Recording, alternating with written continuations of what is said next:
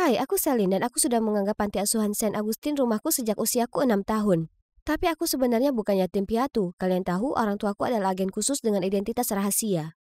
Sayang, jika suatu hari nanti ada orang mencurigakan yang bertanya tentang orang tuamu, larilah menyelamatkan diri. Aku sudah terbiasa dengan kunjungan seperti hantu berkelebat ini dari orang tuaku. Mereka sering bergantian menyelinap masuk di malam hari, menghabiskan sedikit waktu yang mereka punya denganku, dan selalu datang bersama di hari ulang tahunku. Dan meski jarang bertemu mereka, mereka mengajariku beberapa keterampilan luar biasa. Di umur 12 tahun, aku mahir 5 bahasa, bisa memainkan beragam alat musik dan melakukan tendangan kupu-kupu jika diperlukan. Meski menjalani kehidupan rahasia dan tak bertemu orang tuaku sesering yang ku mau, aku masih merasa beruntung mempunyai mereka berdua di hidupku. Ini ulang tahunku ke-17, hari yang seharusnya membuatku sangat bersemangat. Kalian tahu, orang tuaku selalu mengunjungiku bersama-sama di hari ulang tahunku. Tapi aku sudah menunggu di sini lama sekali dan tak ada tanda-tanda mereka.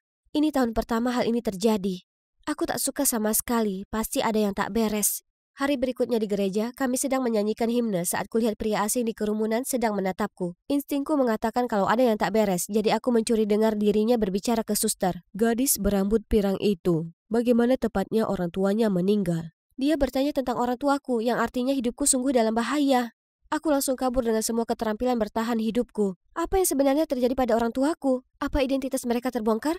Tak berani kubayangkan itu, jadi kupastikan tak seorang pun membuntutiku sebelum pergi ke stasiun bawah tanah dan mencari loker bagasi. Ini merupakan tempat yang harus kudatangi di situasi penyelamatan diri. Kutunggu sampai tak ada orang di sekitar sebelum membukanya dengan kunciku. Di dalamnya ada sejumlah uang, dokumentasi kehidupan anak perempuan dari masa kecil hingga dewasa, serta sepucuk surat. Selin, kami tersayang, kami sangat menyesal kau tak mendapatkan masa kecil normal yang pantas kau dapatkan. Jangan pernah meragukan kalau kami menyayangimu dengan segenap hati kami. Jika kau membaca ini, artinya identitas kami terbongkar. Kami sertakan dokumen untuk identitas barumu. Tetaplah kuat, kita akan segera bertemu. Ibu dan ayah yang menyayangimu. XO.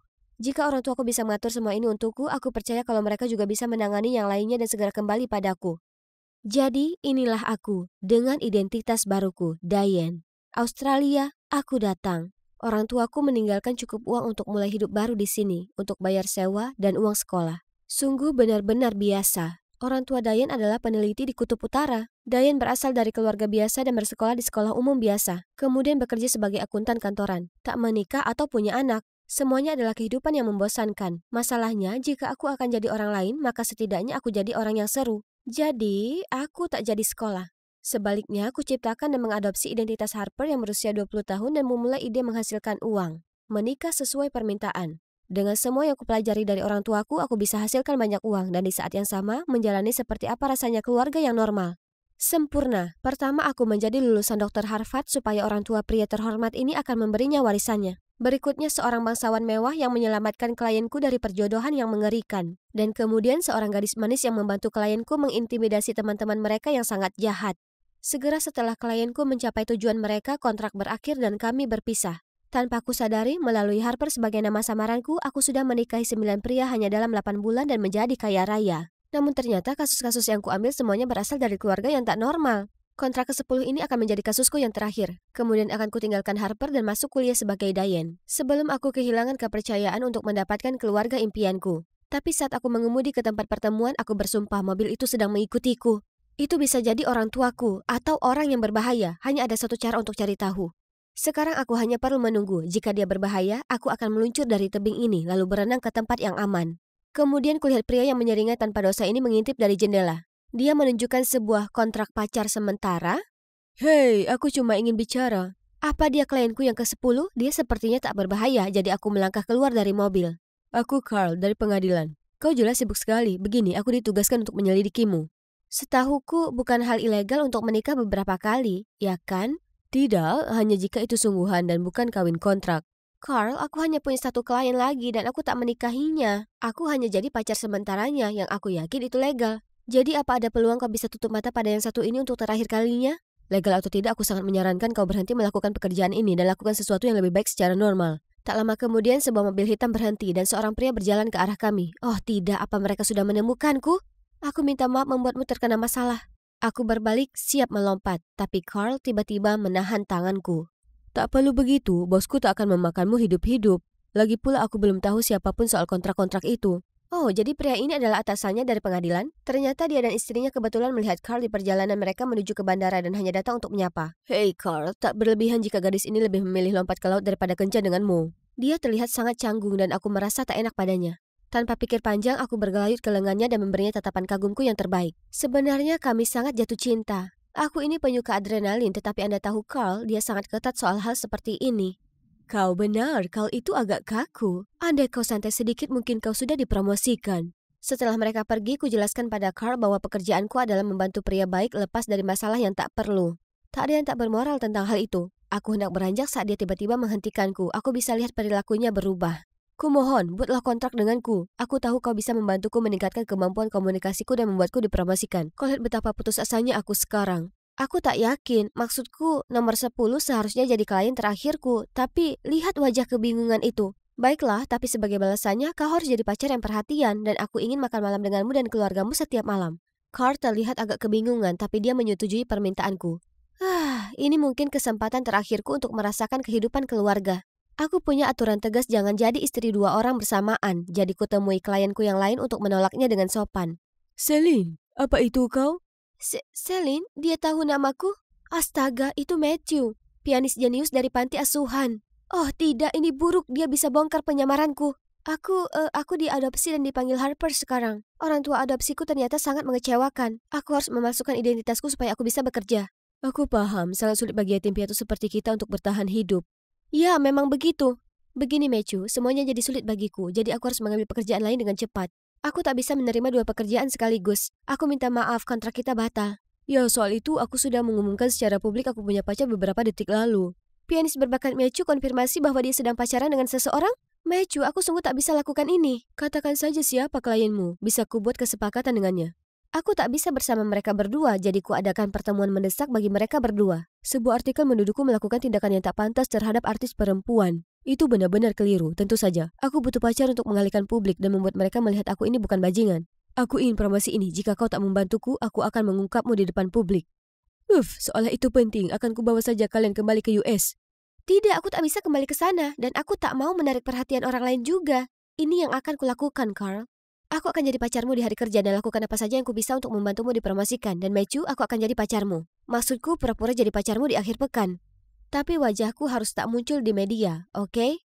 Setelah ini selesai, maka selamat tinggal Harper dan halo kepada Diane yang sederhana dan bebas masalah. Yang harus kulakukan hanyalah memainkan musik sementara Matthew mendengarkan dan membiarkan paparazzi mengambil foto. Aku selalu mengagumi caramu memainkan musik, tak mengikuti aturan, tapi itu yang membuatnya begitu berani dan menyenangkan. Komentarnya membuatku merindukan orang tuaku. Mereka alasan aku bermain seperti itu. Mereka mengajariku di kegelapan. Menyuruhku mengikuti irama tanpa aturan apapun. Aku sangat merindukan mereka. Harus kuakui aku selalu naksir padamu. Saat ini berakhir, aku ingin melindungimu. Aku ingin menjadi keluargamu. Ini manis sekali, tapi dia tak tahu kalau aku sudah punya keluarga. Aku hanya butuh bersabar, sampai kemudian mereka kembali. Di hari kerja aku ikut Carl makan siang di kantor dan membantunya bicara ke rekan kerjanya dan atasannya yang penggerutu. Kemudian sore aku ke rumahnya dan memberinya saran agar jadi lebih karismatik, membuat orang lain percaya dan bersikap hangat padanya. Aku juga ajari dia cara jalan tanpa membungkuk dan menyapa orang dengan sopan. Hai Pak Chair, kau tampak hebat hari ini. Oh Nyonya Lem, apa Anda baik-baik saja? Sebaiknya jangan turunkan berat badan lagi, Anda sudah menawan. Bukankah itu berlebihan? Aku tak pernah bicara begini sebelumnya. Kau melakukannya dengan baik. Carl mengikuti semua saranku. Dia mungkin agak kikuk tapi dengan cara yang lucu dan menggemaskan. Tetap saja yang sangat kutunggu adalah ikut makan malam bersama keluarganya. Aku tak pernah merasakan suasana nyaman dan hangat makan malam keluarga sebelumnya. Siapa sangka Carl pandai memasak dan sangat manis. Hanya setelah 1 minggu saja, Carl sekarang punya teman di tempat kerja dan atasannya memberinya lebih banyak tanggung jawab. Sementara itu, reputasi Matthew juga berhasil pulih berkat artikel seperti dia tak ingin berada di dekat gadis lain karena dia sangat jatuh cinta pada inspirasi yang memukau ini. Seminggu yang menegangkan dengan cepat berlalu, yang diakhiri dengan keluarga Carl merayakan posisi barunya. Semuanya berkat diriku. Aku sangat tersentuh, hampir menangis, tapi kulihat Carl tampak tak bersemangat. Mungkin dia kecewa karena tahu ini akhir dari kontrak kami. Setelah makan malam, kami pergi jalan-jalan di sekitar taman, kemudian dia berseru. Siapa sebenarnya kau? Aku sangat terkejut, lalu dia memberitahuku kalau salah satu pekerjaannya sekarang adalah untuk menyelidiki gadis bernama Diane yang masuk ke negara ini kemudian menghilang. Aku tahu kau Diane, aku bisa kenali mata itu dimanapun.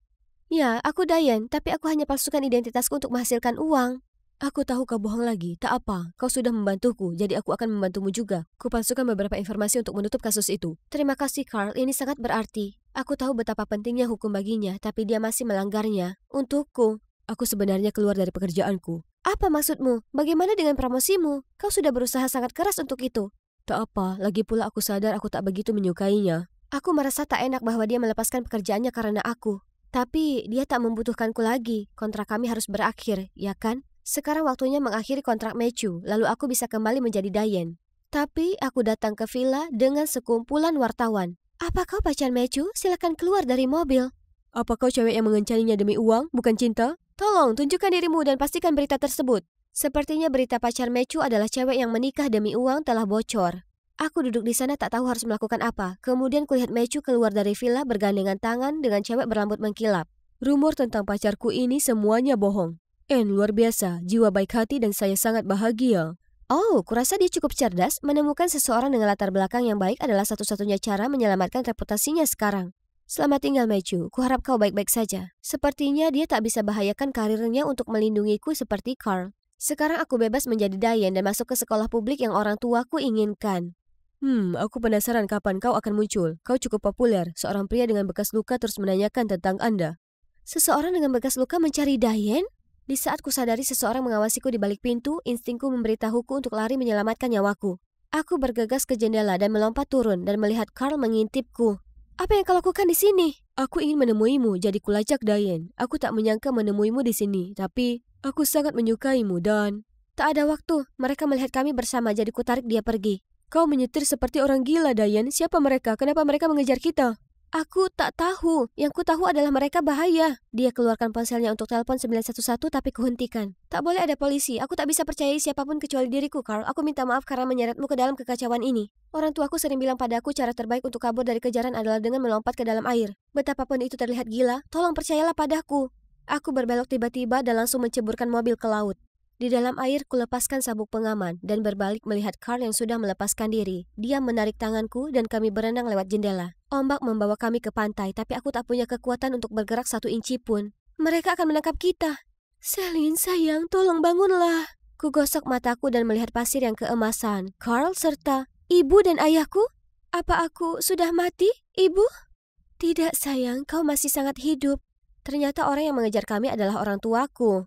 Setelah 10 tahun menjalani pekerjaan, mereka akhirnya membasmi geng kriminal dan pensiun. Ayah akhirnya mendapatkan bekas luka ini, tapi kini semua berakhir. Kami akhirnya bisa jadi keluarga yang normal. Kau jelas membuat kami kesulitan melacakmu dengan menggunakan identitas yang berbeda.